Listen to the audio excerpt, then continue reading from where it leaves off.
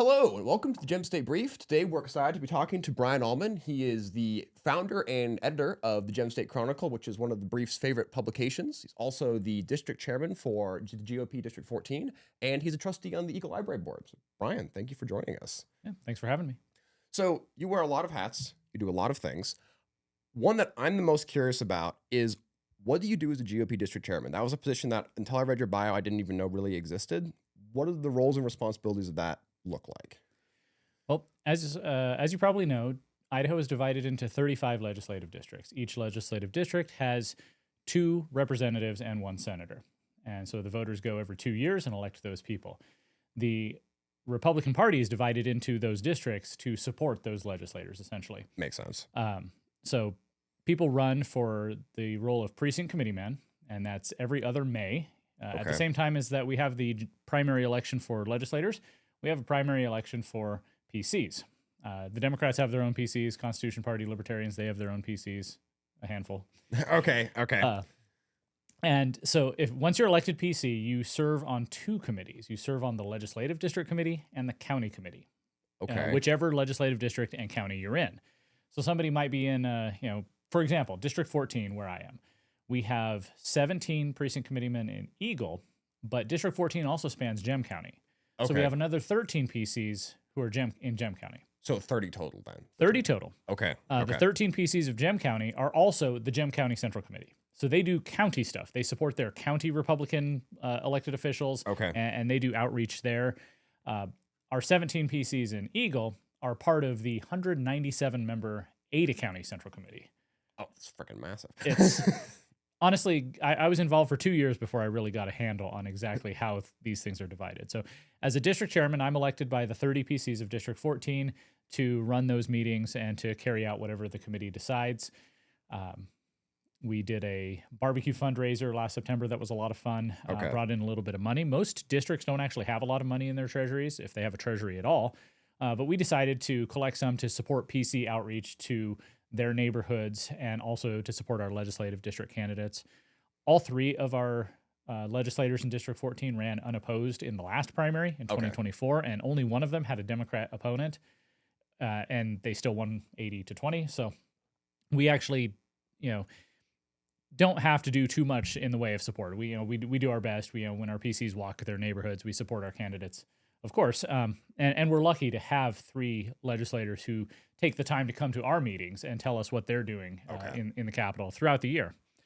But we were able last time to send some volunteers and support over to District 15, which is just south of us in the west side of Boise. And that's a more contested district. That's one of only 3 or 4 districts in the entire state that's actually contested between Republicans and Democrats. And right now, we have 2 Republicans and 1 Democrat in that district, and it's going to be tough again this year, 2026 as well. It's interesting. I was literally just a couple days ago using Idaho Insider, which is a really cool tool on the Gem State Chronicle. We're going to talk about that later. But I was putting together a list of Twitter list of all of the people, or X list now, of all the people who are legislators in what their accounts are in various districts. And you go across Idaho, Republican, and then you get to District 15, and you see, Republican Democrat. That's really unusual, and there's just a couple places where that's the case. So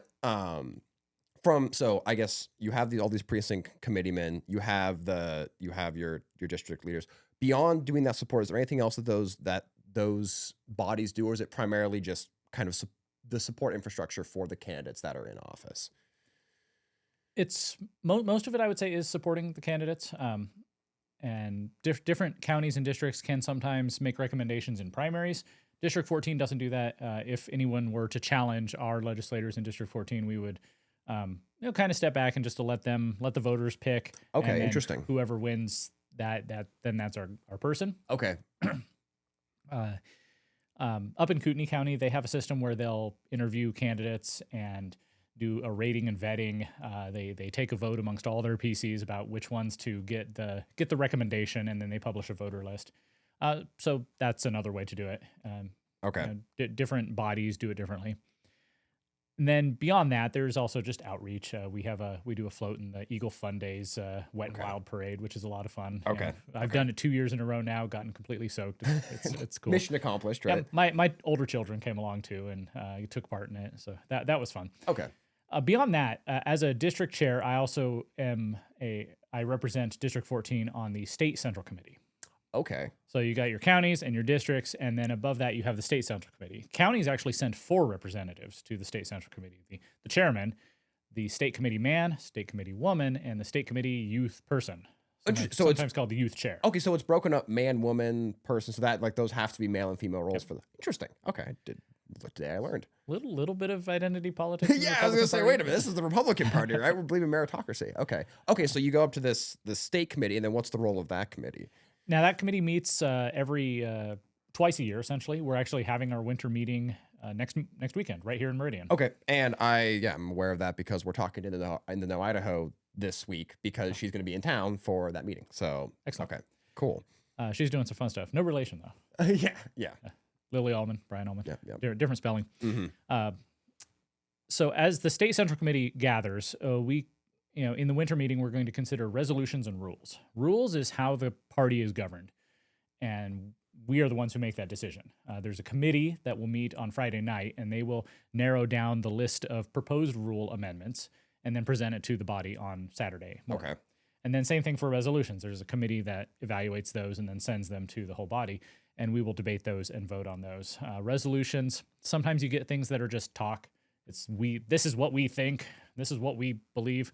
But then there's other resolutions that have a little more weight to them that are directing the legislature to pass certain legislation. Okay. For example, I am carrying a resolution on behalf of some other folks that will call on the legislature to eliminate certain subsidies for teachers' unions that are currently allowed in the law. Okay. That was already a bill last year. It passed the House, did not get a hearing in the Senate. So by carrying a resolution, it's essentially just adding the voice of the party to the mix. It's putting a little more weight behind it, saying the Republican Party, assuming it passes, which I'm pretty sure it will, we're saying the Republican Party believes that this should become a law, and it puts just a little more weight behind it once it gets to the legislature. How, if you could give me a rough number, how many of the because obviously we have a supermajority in Idaho, and for the Republicans, if we control all the committees, we control just about everything. What if the Republican Party does pass that, right? You have this official. What is the probability typically of a bill getting passed if you do get that endorsement? I'd say it's better than 50-50. Okay. So it's not a guarantee, but it's certainly a push in the right direction. Yeah.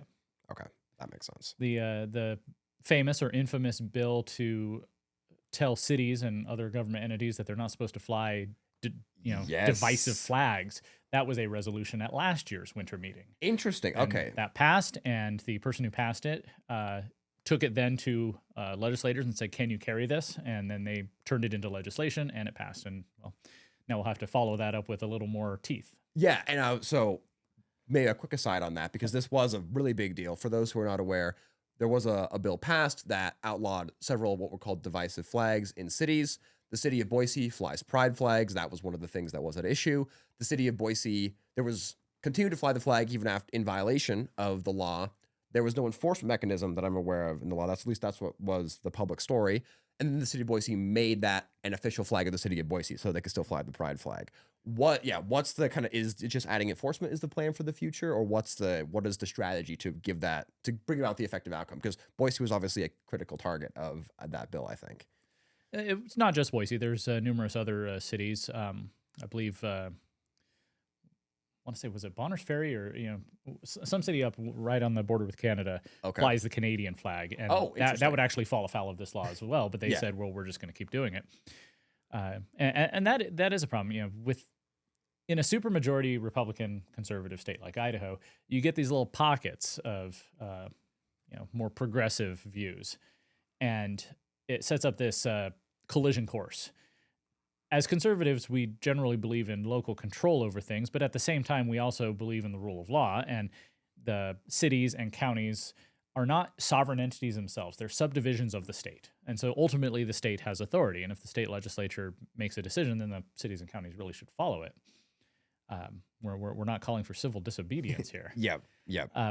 As far as what's going to happen this year, I've heard from a couple different legislators. My own representative, Ted Hill, he carried the bill that told schools that they're not supposed to fly divisive flags and ideological flags, and so it's an issue he's concerned about. He wants to go in there. He's champing at the bit to to do something about it. I've heard from Speaker Moyle has some ideas.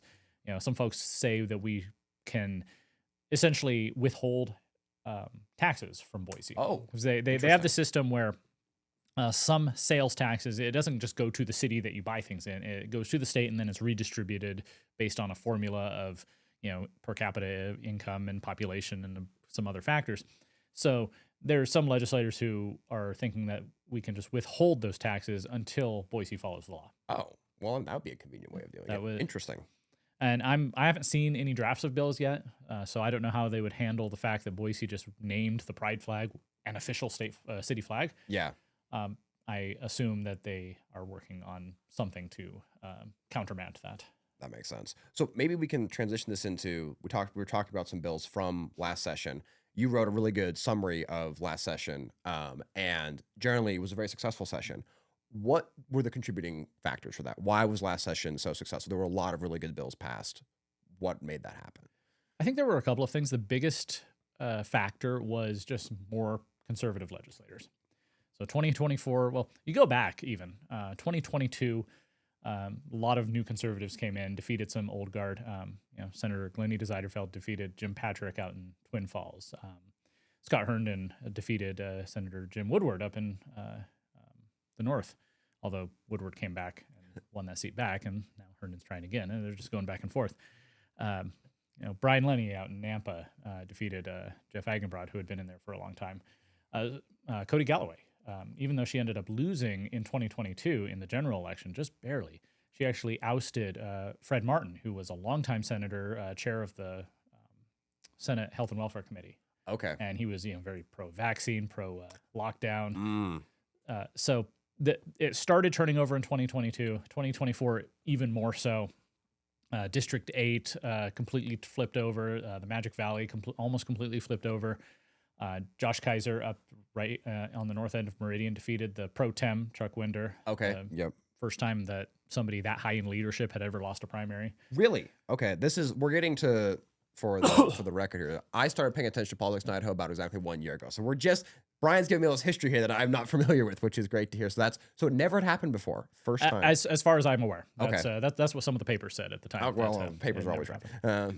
Okay. So a lot of new conservatives came into the legislature, and that helped because the way I see it, it shifted the center of gravity.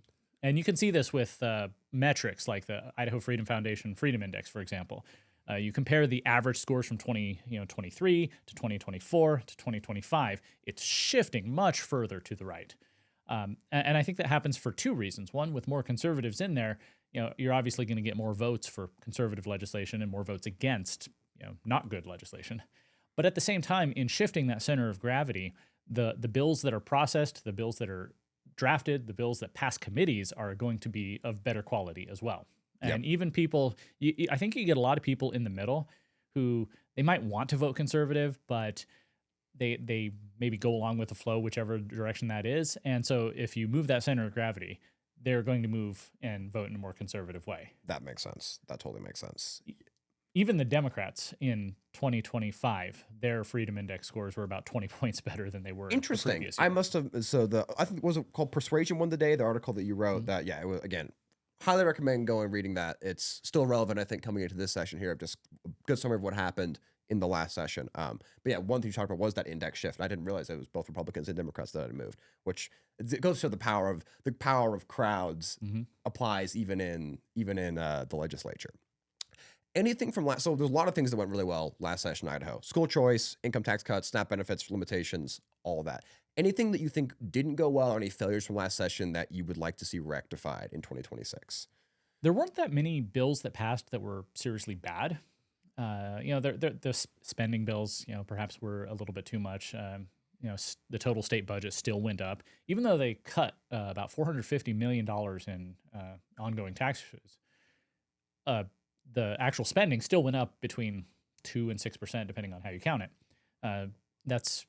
I've always say that the governor is able to have his cake and eat it too by signing off on massive tax cuts while at the same time as increasing spending so that, the people who benefit from that spending, they're happy as well. Yep. And that's come to an end this year with the revenue projections coming in under, or the revenues coming in under projections.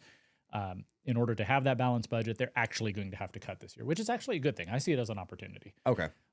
Beyond spending, though, there weren't really many bad bills that passed. There were some good bills that didn't get through. Representative Dale Hawkins from District 2 up north, he had a whole series of bills related to immigration. Okay. Such as, getting a report on how many immigrants or illegal aliens, I should say, are in our school system, are in our jail system, just, having that number. Another one would have criminalized any organization or person who assists an illegal alien in coming here illegally, which really that would have gone right after those NGOs that, bring them in. Mm-hmm.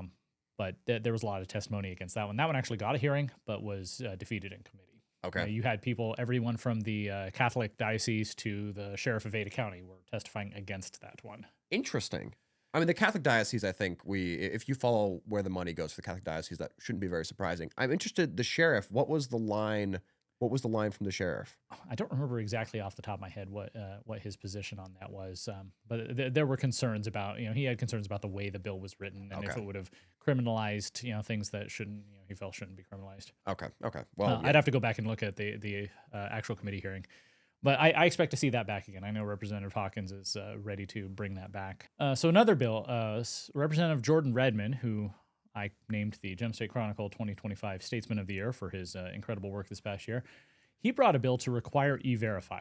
Now, E-Verify is a federal program where, as part of your onboarding of a new employee, you take all their tax documents and their citizenship documents and everything else that proves that they can work here, and you just check it against a federal database. The database is there. I know some people are concerned about increasing surveillance and such, but the database is already there. This would just require employers to double check. Yep. And now I brought a resolution to the summer meeting in Pocatello earlier this year calling for E-Verify, and that got stripped out on the floor.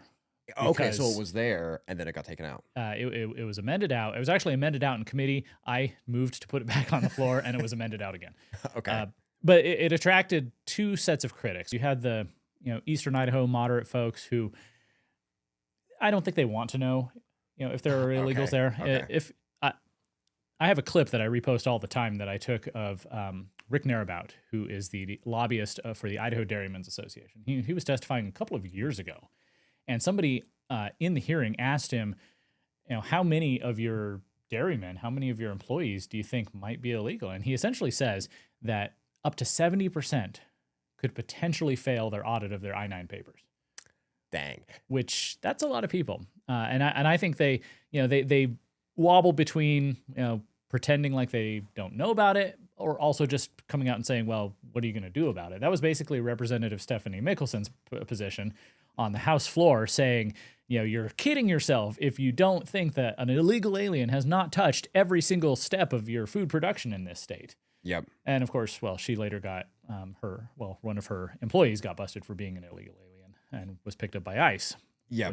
That's interesting. So, those people, I don't think they want E-Verify. But then you also have the more libertarian-minded folks, don't tread on me conservatives who say, I don't want the federal government involved in my employment decisions. That's between me and my employer. And I get that. I remember hearing some of the owners of these dairies and farms essentially say that if they question the paperwork of their potential employees, then they could face a civil rights lawsuit. Okay. And of course, this was during the Biden administration. Maybe things would be different now. I don't know. But I do sympathize to an extent. It puts them in between a rock and a hard place here. That's why I think E-Verify would actually be a good thing, because it takes the burden off of the employer and it moves it to the federal government. And I think it would be good for everybody. Maybe not the illegal aliens who want to work under the table here or steal Social Security numbers or anything else. But it's good for the employers. It's good for the people of Idaho. It's good for the rule of law. Yeah, that totally makes sense. Then you can, if there's ever a federal question, you just say, well, I went to your database and your database either said or did not say they existed. And if they didn't exist, then that's on you for having the wrong data. I'm just doing my obligation under the law. Exactly. Yeah. So I expect to see that one again. So those are really the two big issues, spending and immigration. There's a few other things. Obviously, they need to handle that flag thing we talked about earlier. But really a lot of the stuff that conservatives have been wanting to see done happened last year. Yep. Things like the mask mandate prohibition. Yes. You go back just a few years and say that, hey, the legislature is going to prohibit cities from imposing mask mandates on you, or prohibit the health districts from imposing mask mandates. And you might have thought we were crazy, but Senator Lenny carried that. Representative Beiswinger, I know Jason Gallagher, when she was in the legislature, pushed it. And so it took a couple of years to get it done, but they got it done. Yep. So there's a lot of stuff people have wanted for a long time, and they got it done. That's why last year was really so terrific, and hopefully they can build on that this year and now start moving forward on a few more issues. Yeah, that totally makes sense. On the budget, so that's something that this has very much been in the news in Idaho. Governor Little issued an emergency 3% cut across most agencies. Where would you like to see? We know we need to reduce the budget this year. Like you said, there's an opportunity now to reduce the budget this year because we have to. Are there particular places that you would like to see us do that? Are there places that are ripe for the picking? Well, there's two different ways of looking at it.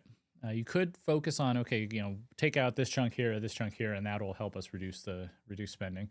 I was talking to a member of the legislature just yesterday, and they were saying that they'd almost rather see just a certain percentage cut off the top of everything. And Interesting. That would take away perhaps some of the fights. Because instead of fighting over whose budget is most important, then, everybody's in it together. Yeah. Because if, as you watch the legislature this year, watch the JFAC hearings if you get up early enough, and every single state agency will come present to JFAC. JFAC's a different committee than everything else. There's no public input. You can't sign up to give testimony on a JFAC hearing. Instead, you get input from all the state agencies, and they're essentially saying why they want their budget to be raised to what it's going to be. And everybody wants it to go up, almost everybody. And everybody has a reason why theirs is the most important. Yes. And once you get these budget bills to the House and Senate floor, it's the same thing. Legislators will rise up and say, this is an important thing. We can't cut this. We need this extra money for this thing. Yep. And there's always something. On the other hand, I think there is some more low-hanging fruit. I mean, Idaho Freedom Foundation came out with their conservative budget proposal, and about 3/4 of what they want to cut is Medicaid expansion. And I think we're actually seeing some momentum there. The DOGE task force, which met throughout the summer, they concluded that repealing Medicaid expansion would probably be the biggest thing to save money and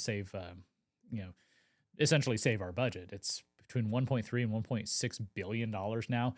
A lot of that's federal money, but as I just wrote today, federal money is still money. Yeah, I'd love to talk about that because this is something that comes up all the time. This is actually a conversation that we had. I had privately with several people. Is in Idaho we get federal money. What do we do? What is the calculus we should consider around that? Because it is free money in some capacity, but it really isn't. What's the thought process behind that, and what's the correct view to have on that as a state getting money from the government? Well, there's a couple of different levels there. I remember the governor's State of the State and Budget address from not 25, but 2024. In the middle of it, he put up a big infomercial on the screen, which is an interesting way of doing things. But it was a lot of just interviewing people to talk about how much they liked the governor's programs. Mm-hmm. People who took advantage of the launch grant, loved the launch grant, wouldn't you know it? But one thing I always remember from that is Representative Congressman Russ Fulcher said that he loved how Idaho has a balanced budget, and he wished the federal government would do the same thing. And, props to Congressman Fulcher. I appreciate what he does. But the answer to that is that Idaho balances its budget off of federal money. Fiscal year 2026, which we're in now, it goes from July to June, is 37% of the state budget is federal money. And that's actually down from, it was as high as I think 42 or 44% a couple of years ago. Yep. So we're making progress in the right direction, but that's still more than 1/3 of our budget comes from federal money. And that's a problem for multiple reasons. First off is it's still tax money. It's still money we're either paying in taxes, or it's money that it's us losing the value of our money because the government is taking on more debt or printing more money. Yep. So it's that inflation tax that's going to affect us and our children and grandchildren. So it's still our money. But of course, the answer to that is that people have is, well, it's our money, so we should get it back. Yep. If we don't get it, someone else will. Well, there's issues with that too. First of all, that kind of attitude among 50 states just leads to increasing the federal deficit to no end. What are we, $38 trillion in debt now? I mean, that's an inconceivable number. It's almost meaningless because it's not anything that I think will ever be paid back. No.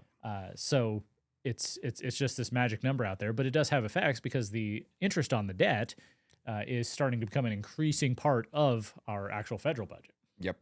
So that's a problem. Talk to Fred Birnbaum at Idaho Freedom Foundation. He can really expound on this. But I just did an article today. So I was reading through some reports that the legislature has.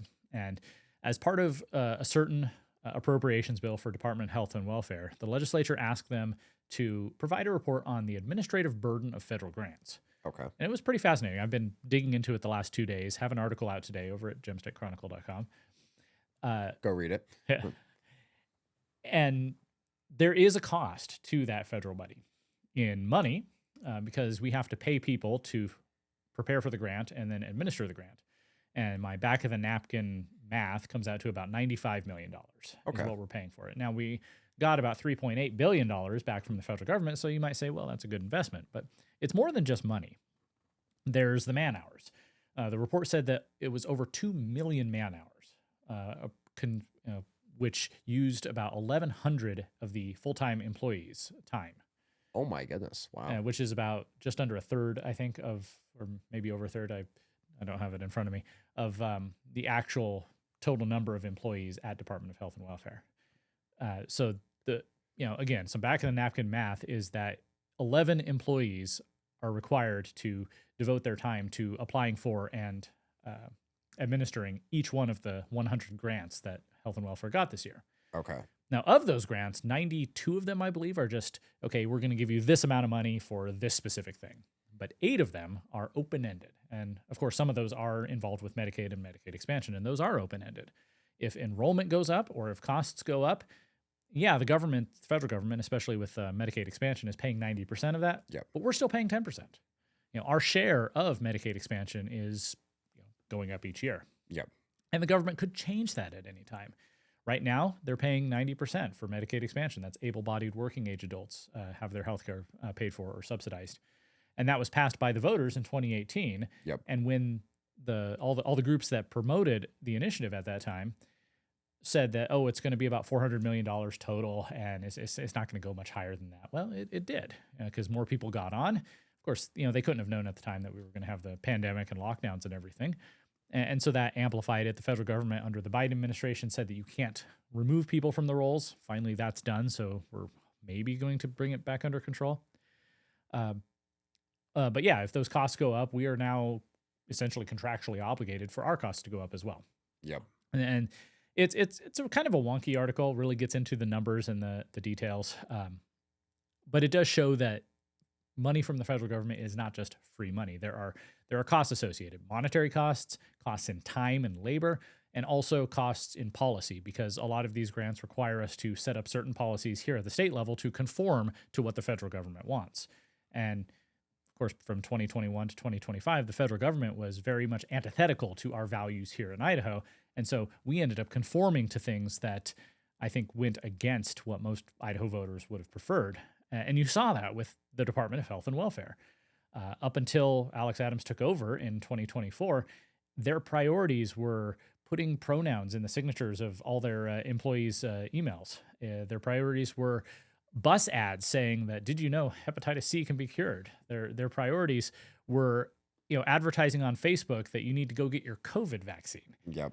So their priorities were skewed away from what the people of Idaho would have wanted, because they're taking that federal money. And because they do that, they have to align their priorities with the federal government. So it's, as I said in the article today, free money is actually really expensive. So in a perfect world, then, let's say we get to fix all of these problems for the Idaho budget. Would you say we have no federal money, or is there, if the money has sufficiently few strings attached, is the money worth taking because of, it's a good investment, whether it's 90%, 100%, whatever it is? Or is it really, ideally for you, would we just not take any federal money at all? So yeah, they take our federal income tax. We're going to write that off as a loss. But in our state, we're going to run things with an actual balanced budget. If we're talking about a perfect world. Well, the best kind of world. Let's do a perfect world first. We're going to talk about the reality, and we have to make some compromises. In a perfect world, I don't think we'd take federal money, because the federal government would be redistributing money. What exactly does the federal government do, or what should it do according to the Constitution? Its This duties this are guy's in a real perfect world. He wants to follow the Constitution, so this is never gonna happen. But let's talk about it here for a little bit. so. I mean, if we set that, that's one thing I always write about. Is that you have, say, the libertarians and some conservatives who essentially talk about a dream world where Yeah. if we didn't have a government, or if we only had a very, very, very small government, well, we're not going to get there anytime soon. But it's good to talk about those things because it reminds us of exactly what the goal is or what the ideal is. Yep. And then we could talk about, okay, how could we get close to that ideal? So yeah, in a perfect world, the federal government would be a lot smaller and a lot more limited than it is now. You go back to 1913. That's that awful, terrible year. You had three things happen that year. The 16th Amendment allowed an income tax, and so it gave a essentially unlimited pile of money for the federal government to draw from. They weren't limited by tariffs or duties or anything like that. 17th Amendment.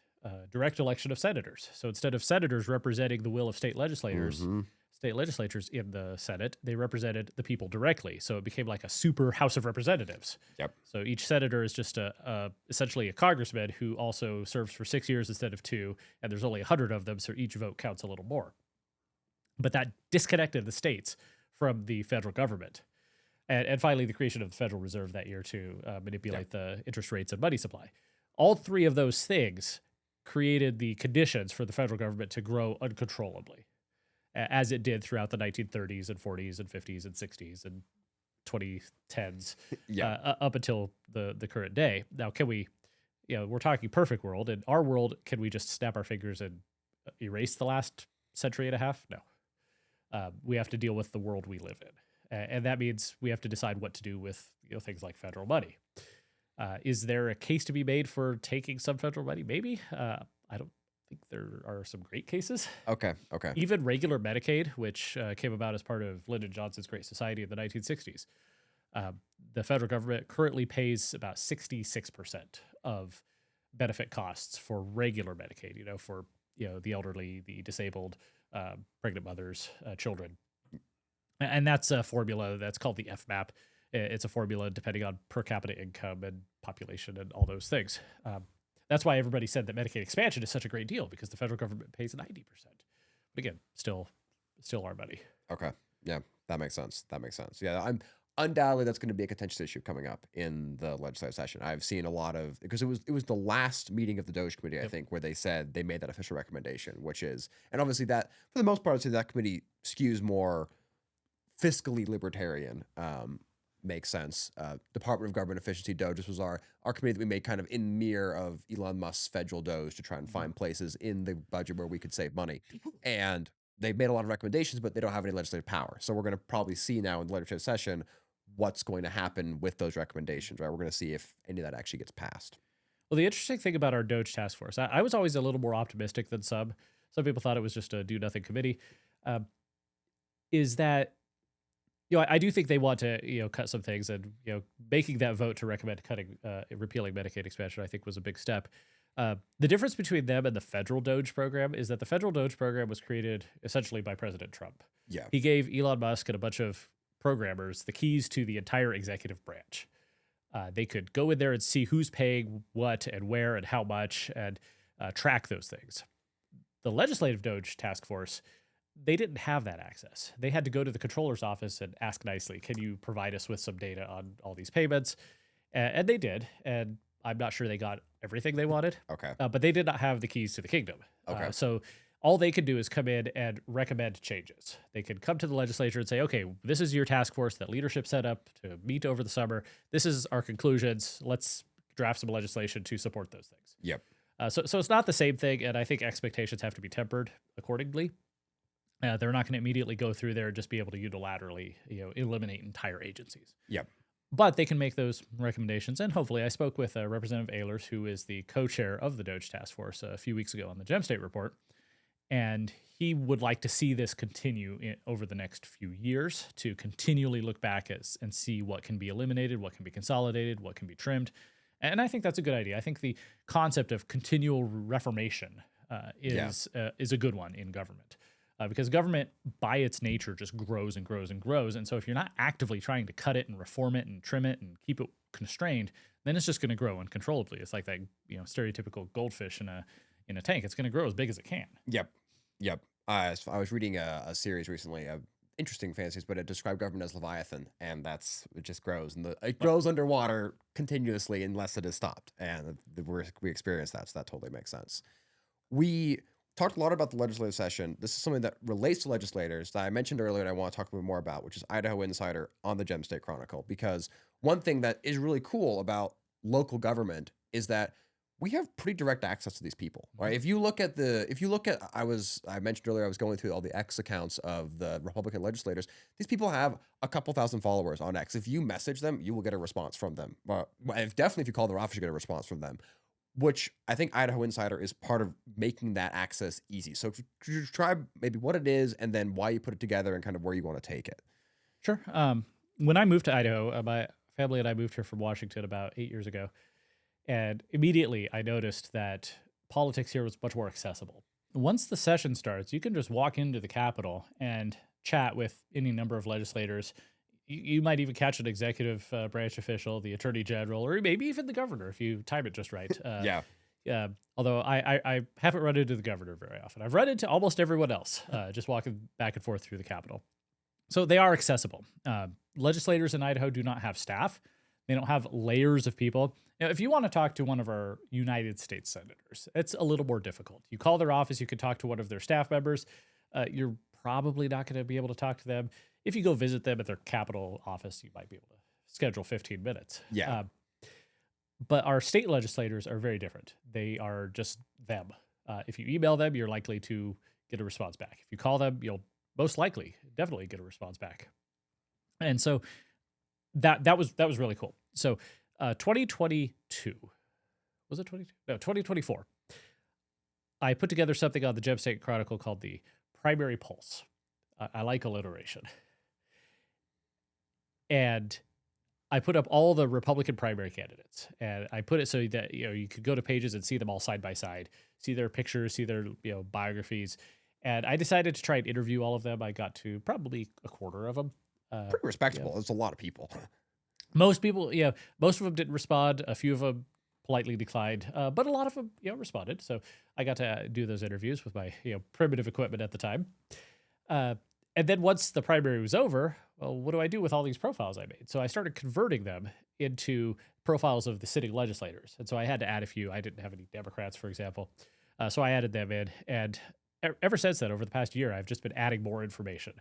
So with the help of some AI, Gemini, Grok, ChatGPT, doing some scripting that I otherwise might not have been able to figure out how to do myself, I'm able to set it up so instead of making 105 different profiles, and every time I want to change one thing, say add a new scorecard, for example, I have to edit all 105. That's how I did it at first. It was very tedious. But I have a setup now that it just pulls the data dynamically from a spreadsheet in the back end. So all I have to do, for example, this week as we were recording this, Representative Wendy Horman just, her resignation became effective. She's going to Washington, D.C. to work with Alex Adams, hopefully to do some good things there. That means that District 32, in fact, as we're recording this, District 32 is preparing to meet to send 3 names to the governor. Governor will pick one. That person will be the District 32 representative in the upcoming session. I don't have to go through and change a whole bunch of stuff. I just go into one line in the spreadsheet and add them and all their information. So it's much easier now on my part. But I've really made it the way I would want it to be, because I've found, in 6 years now of being politically involved in Idaho, there's a lot of information out there, but it's hard to find. It's hard to find everything you want. So I'm putting it all in one spot so that as the session starts and you want to learn more about these legislators, or we're coming up on the primaries and the general election, you want to learn more about the people who are in office, I'm giving it all to you in one spot. Their name, their profile picture, straight from the legislative website, their bio. I'm not writing it. I'm literally taking it from the legislative website. So, no editorial leanings from me. But also their scorecards, their IFF scorecards, their, IACI scorecards. Maybe you want to know what the Idaho's business lobby thinks of these legislators. John Birch Society has a scorecard. American Conservative Union has their CPAC scorecards. And there's a couple more on there, and I'll probably add more as I come across them. I'm not aware of all of them. So as I learn, I can add more. I've also got, are they a signer of the Citizens Alliance of Idaho Pledge? I think that's a good piece of information. How long have they been in the legislature? How many terms? When were they first elected? You can link to their Ballotpedia page so you can see all their previous elections and who they ran against. You can go to their Sunshine Report and see how much money they've raised and what they're spending it on, who's donating to them. You can go to their campaign website, email them through their campaign email if you want to, if you're not getting any luck through their legislative email. Their phone numbers. If they have a public phone number, I'll put it out there. If I happen to have a legislator's phone number in my phone and it's not public, I'm not going to put it out there. Yeah. But if I can find it publicly, then I'll put it there just to make it easier for citizens and voters to find that information. Also, a picture of their district so you can see the map. I've put it together in different ways. It shows what committees they're on. Then you can go to the committee and see all the people on that committee. You can link to their agendas. You can see the video of their meetings. I'm just trying to put as much information as possible in one spot. So the legislative branch is the most fully fleshed out. Executive branch, I've put some information as much as I can find so far. There's only 7 of them. So it's, on the one hand, it's a little easier, but on the other hand, it's also not as high a priority. Yeah, that totally makes sense. Because when we engage with the political process, it's almost always through our legislators. Yep. They are our representatives in the lawmaking body. And they have this intense 3-month session every January to April. And that's really where things happen. The executive branch members, you only go to them if you have something specific, I think.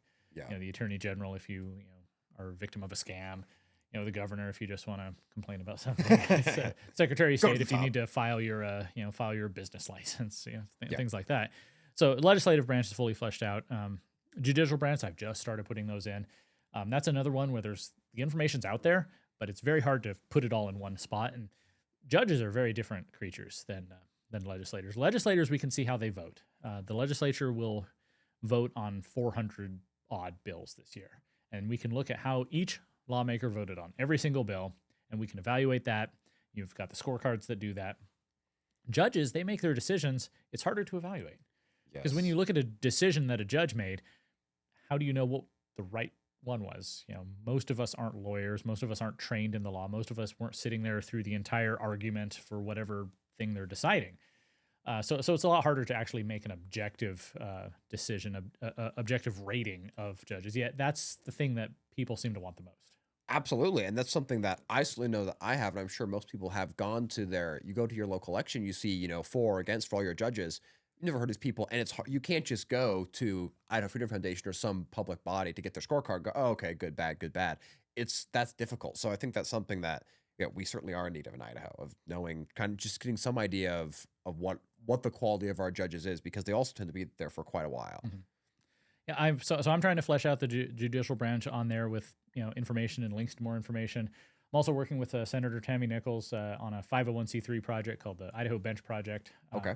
It's still slow going. It's kind of been on the back burner for both of us, but we've got some plans here as the session gets going to get that underway, and that will provide more information to voters about the judges on their ballots. At a higher level, I think I'd like to see some reform of the system. I did a deep dive a few weeks ago on Gem State Chronicle into the Idaho Supreme Court, and it has 5 members, and they are elected. We do elect our judges. However, they almost always run unopposed. What'll happen is that a judge who's been on there for a few terms, they've decided they're ready to retire, they will step down halfway through their term. And then the governor gets to appoint their replacement, but statutorily, that replacement has to come from a list given to him by the Judicial Council. Judicial Council is made up of sitting judges, members of the Idaho State Bar, other people that the governor appointed. So it's kind of a closed loop. And once the judge is appointed, very few people seem to want to run against them. And I can see why. In order to be a judge, in order to be on the ballot, you have to be a lawyer in the first place. You have to be admitted to the Idaho Bar, which means you're probably in a position where you're going to have to argue in front of this judge. And I don't know how much it plays into it, but the idea that if you challenge a sitting judge, campaign against them, and then lose, will there be some prejudice there in the future? I'm sure they'd say that everything's professional, but there's always got to be that impression that I don't want to challenge them. I don't want to make an enemy of the judge who's going to decide my fate at some point, or my client's fate. It has happened a few times. As far as I can tell, in the last 100 years, a sitting Supreme Court justice has been defeated twice. once in Wow. the 1940s, and then once around the year 2000. The last time somebody even challenged a Supreme Court justice was about 15 years ago, Okay. and in that case they lost. So it's not very common. When Jim Jones, who is a thorn in the side of most conservatives in Idaho, but he was an attorney general and he was a Supreme Court justice, he retired at the end of his term, which is very rare. He didn't step down halfway through to allow the governor to appoint somebody. He actually finished his term, so I guess kudos for that. And that actually created an open seat, and we had 2 people run for it. That was 10 odd years ago. Okay. So again, it's rare, but it does happen. I would like to see some reform that makes it so it opens it up to more people, so that we actually have competitive races. Like you were mentioning, at the very lowest level, the magistrate judges, the magistrates, the ones who do traffic court and things like that. Yeah. They are on the ballot, but they're Yep. not. It's not a competitive race. It's just they get appointed by the higher level judges, and then they appear on the ballot as, do you want to retain this magistrate or no? Yep. Yes or no? Yes or no? Yes or no? And almost every time I look back through some of the previous elections, they almost always win about 66 to 33. Yeah. Which is probably people just how they're feeling about the government on that day, I would Yeah. imagine. I doubt people have much in the vast majority of people voting. First of all, local election turnout in Idaho was just garbage, as it is in most places. But especially for those races, people just don't have any idea what they're doing. So it would be really, especially the higher level first, but it would be really cool if we could, over the course of time, so that project, you said it was called Project Bench? Or Idaho Bench Project. Idaho Bench Project. I already misremembered it. Senator Tammy Nichols is spearheading that. I'm doing what I can to help, and there's some other folks who are going to get involved here in the near future. Okay, yeah, because that's something that I think is sorely missing in Idaho. Before we wrap up here, 2 things I want to talk about. First, we actually just had a quick conversation off camera that I thought was really interesting. We've had a really big adventure with our Sony cameras. So Sony, make better technology. But we're talking about the establishment and the role. Like, we are the establishment as conservatives in Idaho, and there's that can create some interesting, I think, points of conflict. So I was curious to kind of what your thoughts are on how do we, it's been a while, now that we are in power, how do we handle actually transitioning that power into something useful and beneficial? Now, there's a couple layers there. What is the establishment first? I used to use the word all the time to define the other side in the Yes. Republican Party. And I actually did try and define it as essentially the people who are invested in the current system. Okay. So I described the Governor Little as the CEO of Idaho. Yes. He manages the system. He's not out there doing things like, say, Ron DeSantis in Florida, where he's really taking a kind of a populist position. He came up through this existing system, and so he's managing it, and he's going to then pass it on to a successor at some point. Not looking to change the system, not looking to reform the system.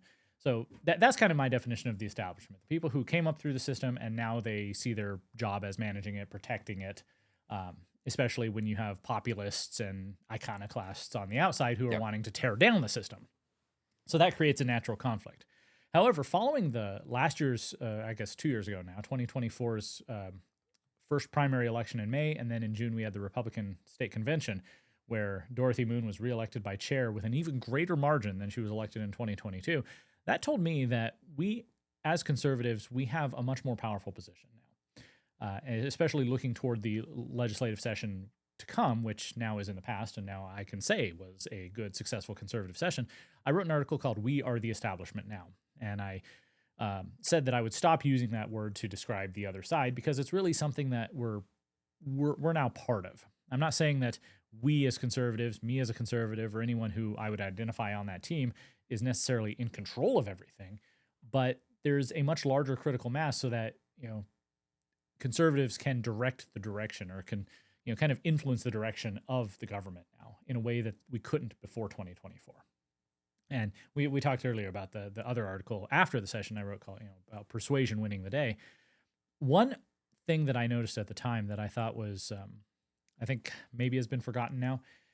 Republicans from across the spectrum united to oppose Proposition 1, ranked choice voting. Yes. And I really thought that was a positive thing, not only because we ended up winning that battle.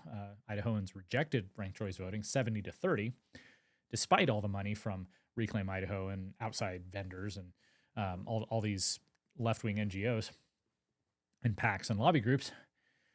But it created conversations. It created connections. Whereas people coming out of the COVID lockdowns, coming out of, past political battles, they were, on various intractable sides, intractable factions. Well, now we worked together on this. So now we can have conversations. And I think that was positive. You saw, people who were on opposite sides of things in previous sessions, they actually worked together to get things through. And I think that's why we got so many things through. And so I felt that following all that it was counterproductive to really describe things as us versus the establishment, because that creates a binary. Yep. And once you create that, then everything's going to fit into that. You're going to see everything through that lens. And I didn't think that was helpful anymore, because I believed, and I still do, that we can get a lot done now because we have that critical mass. We have that number of conservatives who can vote for good legislation and kill bad legislation. We don't need to treat the people on the other side as the devil. And I think I see that all too often. Obviously it's no secret there's a lot of folks out there, a lot of loud folks on social media who are they really don't like Mike Moyle. Yep. He's Speaker of the House. He's been in the legislature now since 1998, 28 years now. Yep. That's a long time. And I get that. But he's been in there and he knows how things work. I think he's a savvy politician. He's able to play the game well. Yep. And if you can get somebody like that to align with your priorities, then I'd say that's a good thing. Yep. But then there's people who say, well, he's bad. He's the devil. He's a rhino. So you just can't work with him at all. Mm-hmm. And I think that's counterproductive. If you're just in 24/7 campaign mode, then I can see why you'd do that, because you're going to go to your voters and say, we're fighting the power. Yep. But once you have that conservative critical mass, I'd say it's better to be able to go to your voters and say, look what we accomplished. Yeah. We worked with some people who maybe we couldn't work with before. We got mask mandates through. We got school choice through. We got no DEI in higher education through. We got $450 million in ongoing tax relief. So many things that conservatives have wanted for a long time, and we were able to accomplish them. Yeah, there's a few things that people still want. A lot of people want to get rid of the grocery tax. Yep. That's an issue there. Whichever side of that you come down on, it hasn't happened for whatever reason. Yep. But I think that's one issue. I think there's so many more that we've accomplished. I was going through a list today of good bills that passed over the last year, and it was on 2 pages in Microsoft Word by the time I was finished. Yeah. A lot of good things happened, and I think it happened because enough people stopped fighting each other and started working together. And that doesn't mean we have to compromise our principles. That doesn't mean we have to give up on what we actually want to accomplish. I think you just have to identify, what is it that you want to accomplish? Yep. And what am I willing to do to get there? Yep. How much am I willing to give? I think Donald Trump wrote the book on this, literally, Art of the Deal. You go in there and okay, I want to get this much. And so I'm going to go in there and start and ask for this much, knowing that I can come down a little bit. Yep. And if you do that, then you're going to get more than you would otherwise. Yep. If you come in and say, I want this or nothing, then you might end up getting nothing. Yeah. Yeah. There's that concept of getting the whole loaf of bread or the half loaf of bread. I know, I've had debates with Ron Nate over this. He says that getting half a loaf is always worse than nothing, because you're giving up something. I would say it depends on which direction you're going. If you're, if the thing on the table is something that is bad, some progressive idea, some left-wing idea, like in the 2024 session, they had expanding, forcing insurers to cover more contraception than they were otherwise. Okay. And that's government regulation. I didn't like that idea. It was a Democrat bill that a bunch of enough Republicans signed onto that it did pass. Okay. If you're going in that direction, then yeah, giving up half that loaf, giving up half of, going halfway is bad, because the status quo is right here, and they want you to move to the left. So compromising in that situation where you're moving halfway to the left, that's bad. But what about if you're moving to the right? What about school choice, for example? There was a personal bill filed at the beginning of the year that would have put in, I want to say $200 million for the tax credit. Okay, rather than the 50 that we got. The 50 is what we got. And you might say, well, you compromised and so you lost. But no, because the $200 million was never on the table. The status quo was nothing. Now we have $50 million in that, and people are going to use it, apply for it. And if there's enough demand, if there's enough political pressure, and it's a popular enough program, then we can build on that. Maybe not this year with the budget crunch, but in future years, we can build on that and get more. Yep. So I see that as a fundamental difference. You don't have to compromise, but you should move the ball downfield. I often use the football analogy. You don't have to go for a Hail Mary, long bomb to the end zone every single play. Yep. You just need to get about 4 yards of play.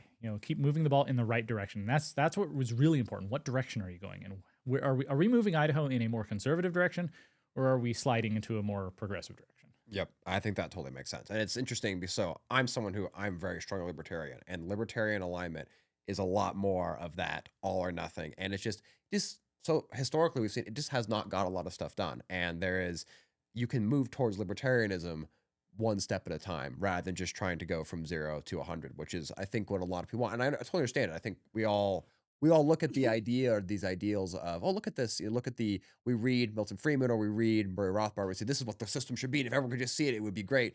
But not everyone can see it that way. And if we can just start moving people that direction, we can make a lot of progress. And I think we've seen that in Idaho, which is really great. And hopefully we can keep doing that.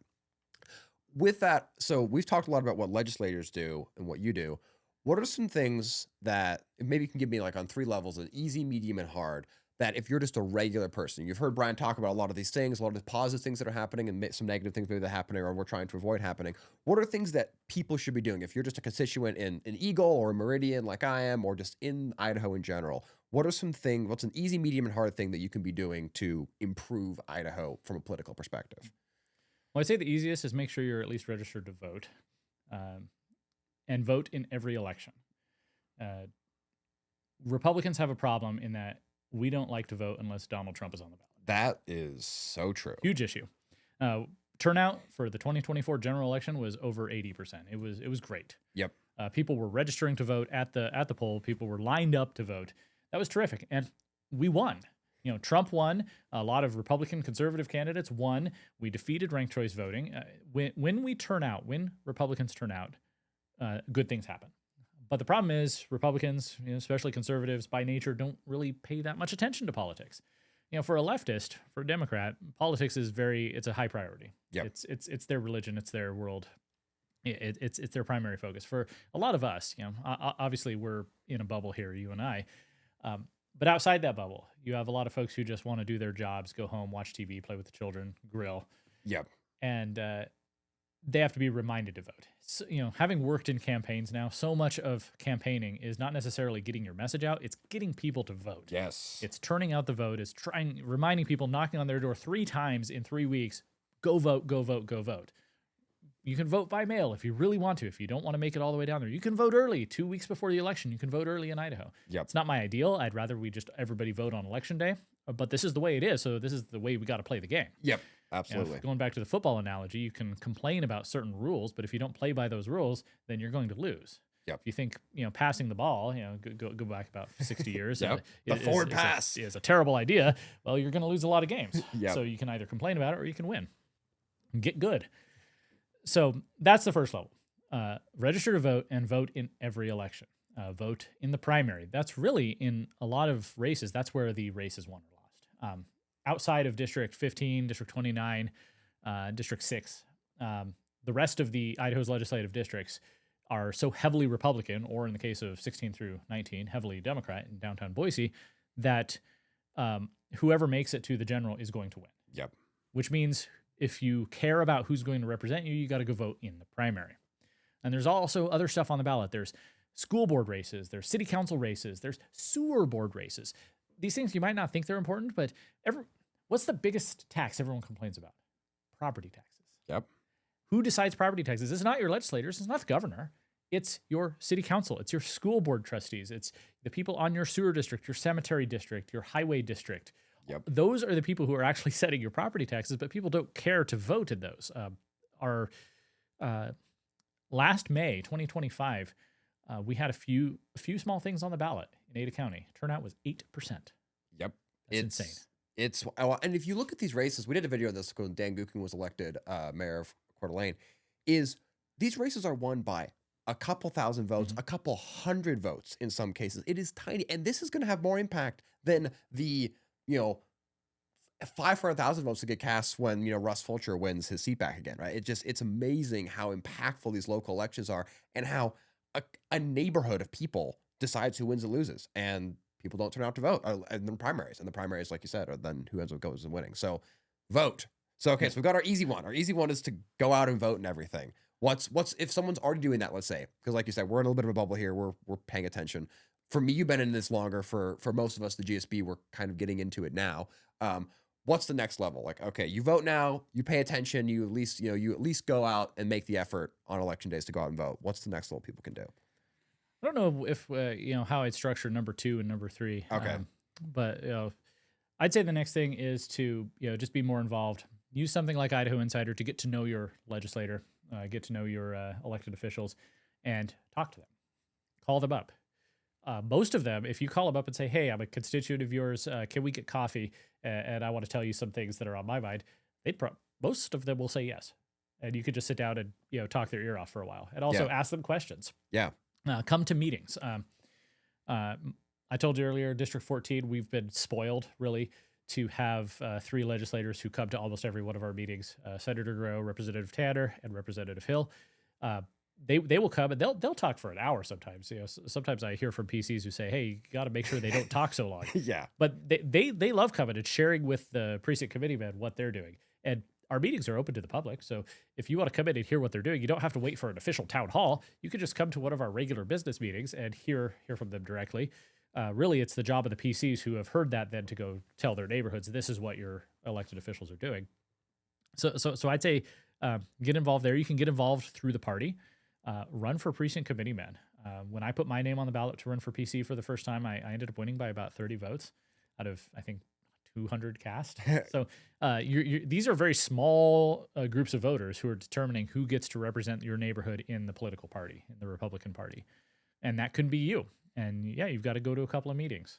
Go to your legislative district meeting and your county meeting, usually once a month each. So 2 meetings a month.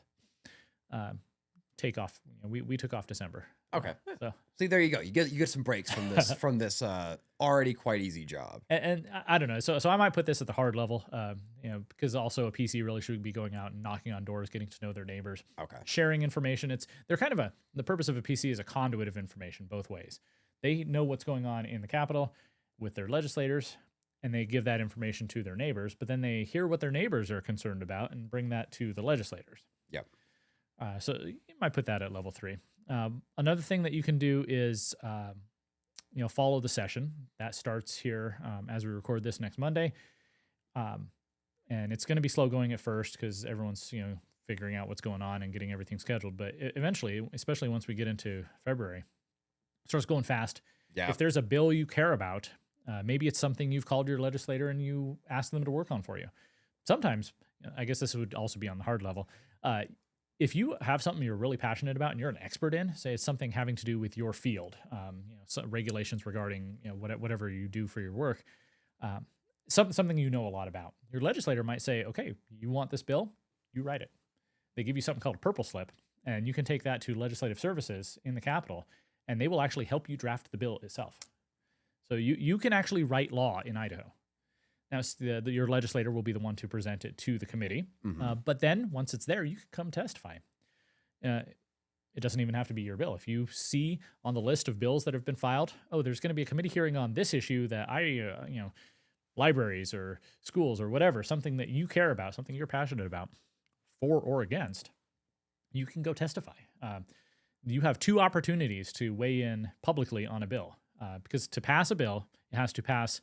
so let's say it starts in the House, has to pass first you get a print hearing where they decide if it's even going to be a bill. And if it passes that, then you get a committee hearing. During that committee hearing, the sponsor will present it to the committee. The committee will ask questions. They will debate it. Public can come in and testify. Sometimes the committee chair will allow remote testimony. So say if you live in Coeur d'Alene or Idaho Falls, it's not quite convenient to drive to Boise. Yep. That's actually an area, by the way, where the left has us at a disadvantage, because the Capitol's in Boise. And so you have so many leftist activists. I go in there and I'm sitting in the committee hearing room and I see the same people every single time. Folks from the League of Women Voters or the Boise Bicycle League or, all these left-wing groups. And they're there every single day to testify on almost every single bill. Because it's a 5-minute walk for them, right? Yep. But a lot of committee chairs allow you to do remote testimony. The instructions are on the website. You can get to it through Idaho Insider, or you can just go direct to the legislative website. and you can you can sign in to testify remotely. Sometimes you don't know what the bill is going to be, what the schedule of the committee is going to be until the night before, and so that's one of the tough things about it. But that's why this, I guess I've skipped ahead to the hard stuff. Well, I mean, it sounds like this kind of maze of balance, right? It's at least do the easy stuff. At least come out and vote, please. And then if you want to, I mean, think of how cool is that, right? In Idaho, you can actively write law as a citizen, right? So I'm a software engineer, right? There's going to probably be AI regulation bills that are going to be coming up. They're very popular right now. I work in that industry. Like I have the opportunity to contribute directly. That's a really cool thing that if I have a relationship with my senator or with my representatives, I can do that. It's just local government is not that far away from us. And that's really cool to see. So I think that's the hard level is maybe it's more difficult, but there's a lot of awesome potential there that you don't have in other places. When you go in, you'll have to say you go to the committee and they call your name, and you go up to the lectern and you say, my name is Brian Almon, and I'm representing myself today, because some people aren't representing themselves. Some people are paid to be there. They're lobbyists. Lobbyists have a bad name, and I understand why, but there are some good ones there. I know a lot of the lobbyists in the Capitol, and some at least are good people, as Donald Trump would say. I like to remind people when they complain about lobbying that lobbying is actually protected by the First Amendment. Yes. We all know about freedom of speech, freedom of the press, freedom of religion, freedom of assembly. Freedom to petition your government is also an important one. And if you band together your resources to pay somebody to petition on your behalf, that's still petitioning. Yep. So we're not going to get rid of lobbying, but you can counteract it. I always tell people, if you're not talking to your legislator, someone else is. And those high-powered lobbyists, if you ever walk into the Capitol, especially during the session, especially when a controversial bill is on the docket. I remember, Bayer, who bought Monsanto a few years ago. They've got the Roundup product, and they don't like the fact that they keep getting sued over it. Yep. And so they keep trying to put in these state-level regulations saying that as long as we have a certain amount of information on the label, we are immune from lawsuits. Yep. The day it was introduced this past session, it didn't even get a hearing this time, thankfully, but the day it was introduced, there were people in, Bayer jumpsuits all walking around, talking to folks, because, they're advocating for their interests, for better or for worse. Yep. And that's where the Idaho Ag Alliance money came in from out of state, right? For that same bill, right? There's a really cool resource on the Secretary of State's website where you can see where all the out-of-state lobbying money comes from. And $700,000 came in for a single bill. And that's where it came from. So yeah, anyway, so out-of-state lobbying is an issue like that we have to deal with for sure. But like you said, if we're doing the talking to our legislators, there's less of an impact there. Exactly, especially if it's on a subject that you know a lot about.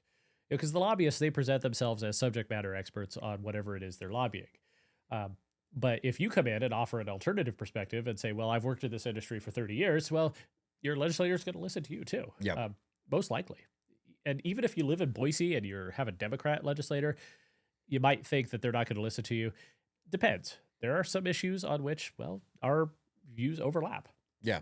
And there's one Democrat legislator in Boise who actually reads my stuff and will occasionally send me an email with some information, more context on something that is an area where we actually agree, and I really appreciate that. Yeah, absolutely. Never be afraid to go talk to your legislator just because you think they're not going to agree. They might. Yeah.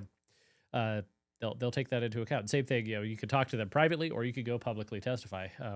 As I was saying, there's two opportunities, because if it passes the House, for example, it still has to go to the House floor. And if it passes there, now it's in a Senate committee. And now the Senate committee is going to hear the same thing. They'll have a Senate sponsor who comes in and presents the bill, and they'll debate it, and then they invite the public to testify there. Now, sometimes you'll see the same people testify and say the same things on both sides. I think that's not really helpful. Yeah. But, some people they just like to hear themselves talk. Lobbyists have to justify their salaries. Yep. But if you can come in, especially if you know who's on the committee, which, again, Idaho Insider at Gem State Chronicle is helpful there, because you can go to the committee list and see who's on it and see information about them. Maybe there's some story or some piece of evidence that will be convincing to one particular legislator who's on one particular committee. Well, that's a great time to go talk to them. Yep. And then, of course, if it passes that committee, still has to pass the Senate floor, still has to pass the governor.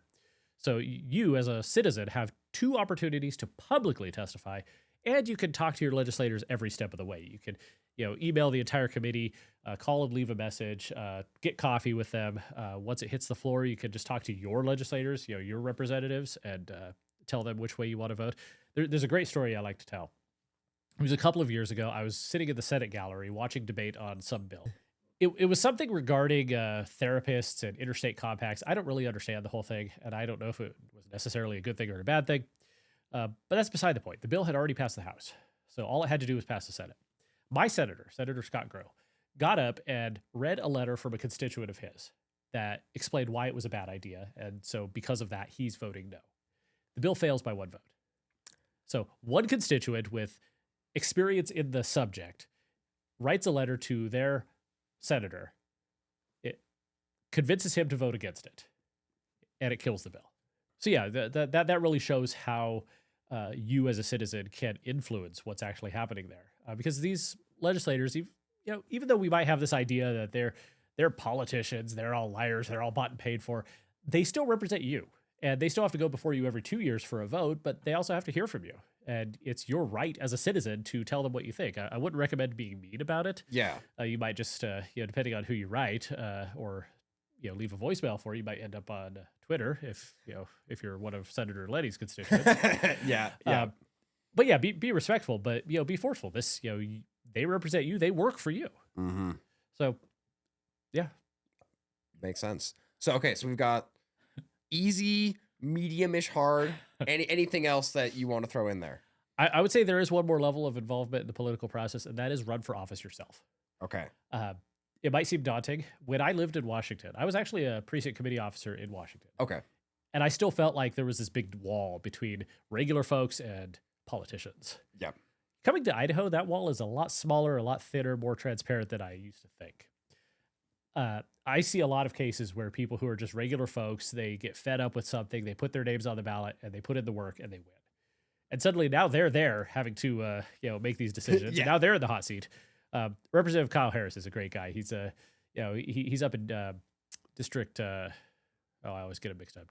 District 6 or 7. Representative Mike Kingsley, great conservative. He was retiring after a long career in the legislature, and so Harris comes in to be a successor. He wins a very close primary against an old school politician. And then he gets there, and he just brings a very common sense perspective to everything. So I really enjoy watching him at work. But it just goes to show you don't need to have a political science degree. You don't need to be a law school graduate. You don't need to have a family pedigree in politics. I mean, the governor, he comes from a long line of folks. He's, his dad was in the legislature for a long time, and then he followed in his footsteps. That's one way to do it. But another way is you just decide you want to be involved. Yeah. And if you do, though, I will say this: make sure you're in it to win it. Make sure you're not just putting your name on the ballot and figuring, oh, that's enough. I do see that way too often. People just file to run, but they don't bother raising money. They don't bother putting in the work. You're most likely not going to win that way, especially if you put your name on the ballot and you're a conservative, but then there's another conservative against maybe a more moderate incumbent. That happened up in District 6 last time. You had Representative Lori McCann, who voted contrary to a lot of conservative positions, and you had 2 people challenge her. 2 people stayed on the ballot. Those 2 people combined for about 60% of the vote, but they split it, and so that's always terrible. So you got to understand a little bit of strategy. You got to understand when to walk away. When to swallow your pride and say, okay, well, I'm going to let this other person run in my place. That actually happened in District 11. 2 people filed to run against Representative Julie Yamamoto, who, like McCann, was going very astray from what we'd think are conservative principles. 2 people filed to run, and they had a conversation, and I was not a fly on the wall in that conversation, but one of them stepped aside to let the other one run, and he won. Okay. So, and that's really the right way to do things, because you got to decide why you're doing it. Are you doing it just to get your name out there, for the experience, just because you want to be in the legislature? Or are you doing it because you actually have a goal? You want to see conservative policy enacted. You want to see Idaho continue to stay the place that it is, to push back on the progressive agenda. So if you're going to do it, give it all your might. Go knock on doors, as many as you can, raise as much money as you can. If you don't know how to run a campaign, hire somebody who can, and do what you can to win. I will put in a plug for the Citizens Alliance of Idaho. They do great candidate trainings every couple of months on all quarters of the state, and they do a good job. They bring in national guys like Cliff Maloney, who really helped win Pennsylvania for Donald Trump in 2024. He was the founder of the PA Chase, which hired door knockers to go out and spread the word to, get Trump across the finish line there, especially with mail-in ballots, which is what killed him in 2020. Yep. Cliff Maloney will come out to these and some of the other guys from the National Citizens Alliance organization and teach you what you need to do to win. And it's uncompromising. It's straightforward. It's blunt, but it's what you need to hear. Yeah, no, that totally makes sense. Awesome. Well, I'll hit you with. You've been here for a while. Brian has suffered through a lot of technical difficulties here, so thank you for that. I'll just want to ask you a couple outro questions before we head off. So first, this project started for a book club. We love books. Favorite book that you've read in the last year, or if you have read anything in the last year, favorite book of all time? Actually read 4 really interesting books this year. If I could just do a quick lightning round. Michael Ballas, The White Pill, about the history of communism in the Soviet Union and Eastern Europe. It might be odd to read a book about children getting tortured and people getting murdered and awful things happening, and it's called The White Pill. Well, spoiler alert: the White Pill is that people overthrew those communists and regained their freedom. Fascinating book.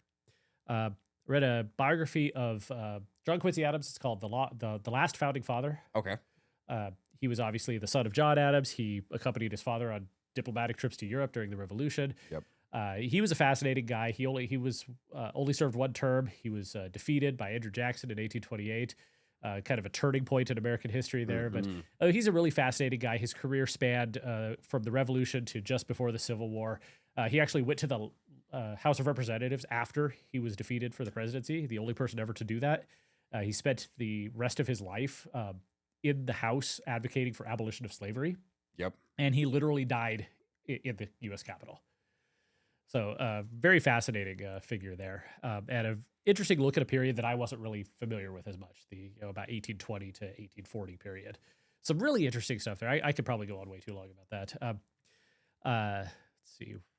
I also read The Glass Factory by Braxton McCoy. He's a fellow Idahoan now. Okay. He was in the military, got horrifically damaged, horrifically injured by a suicide bomber in Iraq, and ended up having to learn to walk again, put his life back together, dealt with physical and emotional mental issues. But and now he's doing some great stuff. He's got this group called the Sagebrush Institute that is working to protect public lands.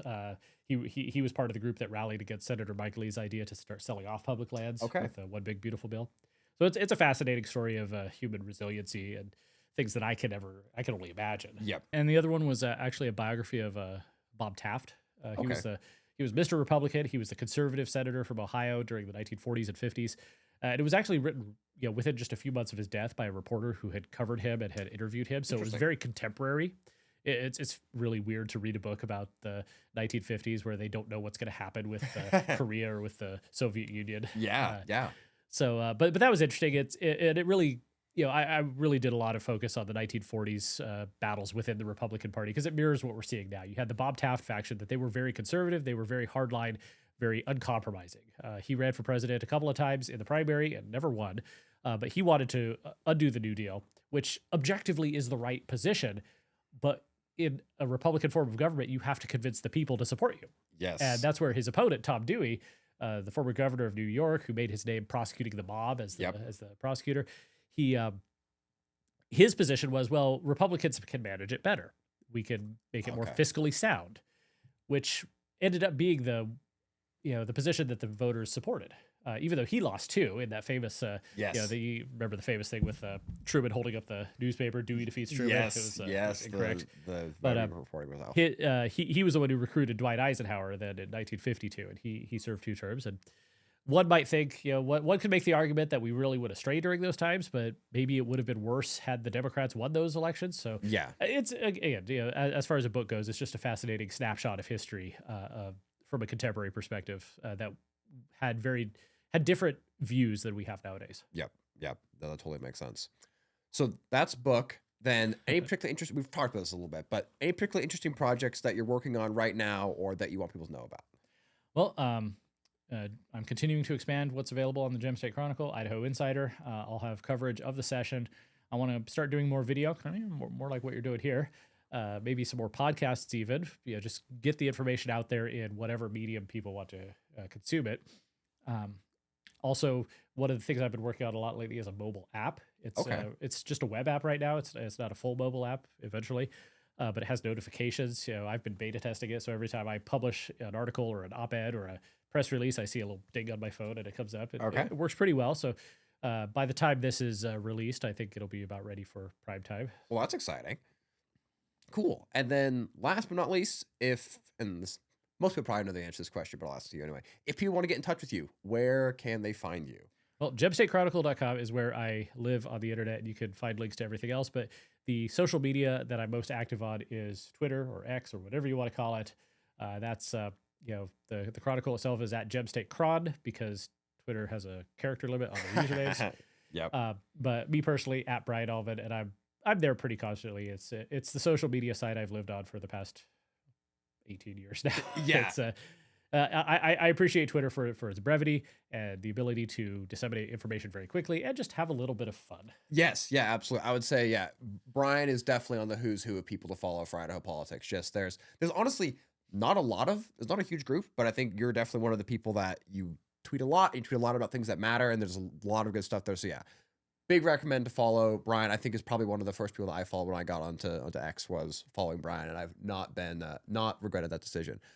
Thank you so much for joining us. This was a super fun conversation. Went way longer than I intended. Thank you for bearing with our technical problems, and hope to see you around as the legislative session goes on. I'm sure we're going to be reading and talking more about what you write. So thank you so much. Thanks for having me.